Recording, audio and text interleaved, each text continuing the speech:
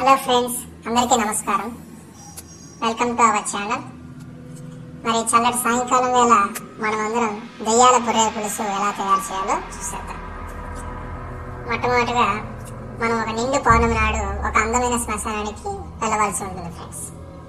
ఎందుకంటే మనకు ఆ సమాధులు బాగా కనపడాలి కదా. సో వెళ్ళిన తర్వాత ఒక సమాధిని అయితే మనం సెలెక్ట్ చేసుకోవాల్సి ఉంటుంది ఫ్రెండ్స్. ఆ సమాధి దాదాపు 200 సంవత్సరాల క్రితం అయి ఉండాలి ఫ్రెండ్స్.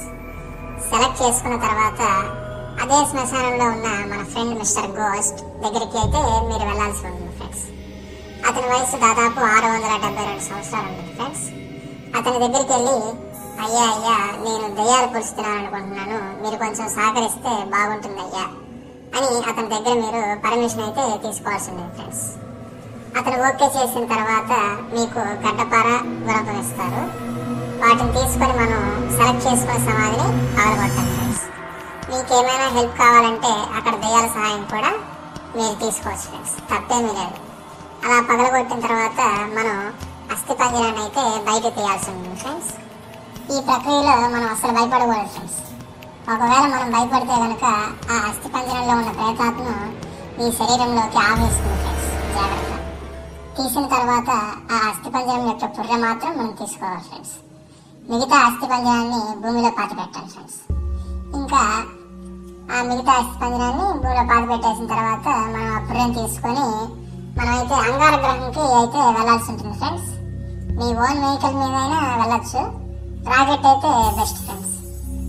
ఓకే, తర్వాత ఇంటికి వెళ్ళిన తర్వాత మనం ఆ పుర్రెని వేడి రక్తంలో మరిగించాలి ఫ్రెండ్స్. బాగా నీట్గా క్లీన్ చేసుకోవాలి. తర్వాత ఒక సుత్తి తీసుకొని ఆ పుర్రెను ముక్కలుగా పగలగొట్టాలి ఫ్రెండ్స్. ఈలోగా స్టవ్ ఆన్ చేసి ఒక గిన్నెలో ఆయిల్ వేసి బాగా వేడి చేసుకోవాలి.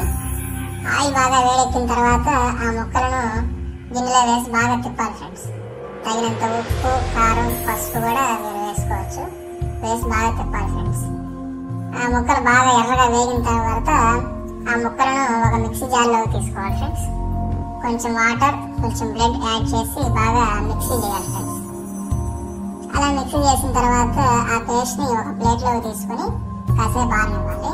బాగా ఆరిన తర్వాత ఒక రోజంతా ఫ్రిడ్జ్ లో పెట్టి మనం ప్రశాంతంగా పడుకోవాలి ఫ్రెండ్స్.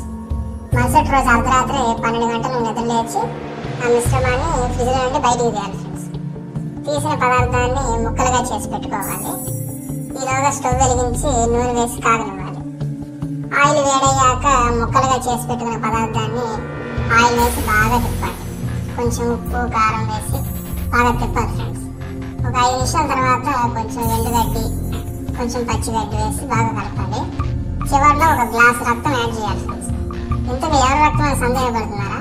మన ఏజెంట్స్ మామూలుదేనండి. వారిని అడిగితే లీటర్లు ఇచ్చేస్తారు, ఇబ్బంది ఏముంది. ఇక చివరిగా రక్తం బాగా వేసి ఉడకనివ్వాలి. ఒక అరగంట తర్వాత స్టవ్ ఆఫ్ చేసి ఒక బౌల్లోకి తీసుకొని పైన గట్టి పూస యాడ్ చేస్తే రెడీ. వేడి దెయ్యాల పొర్రెల పులుసు రెడీ.